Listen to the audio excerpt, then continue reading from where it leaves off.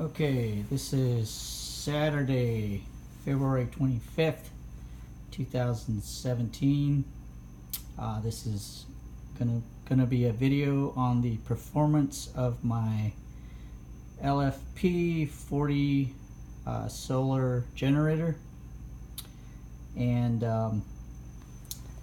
that in combination with my 1Engel. I believe the model is the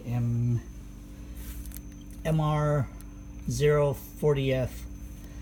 It's the marine 40 quart freezer, and this video is to test the battery performance of the LFP 40 system with the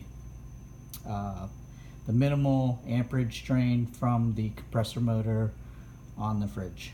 So currently we have sitting at near 100% capacity on the LFP 40 system, and currently I am running the freezer off the AC to cool the interior compartment down to approximately 18 to 20 degrees Fahrenheit.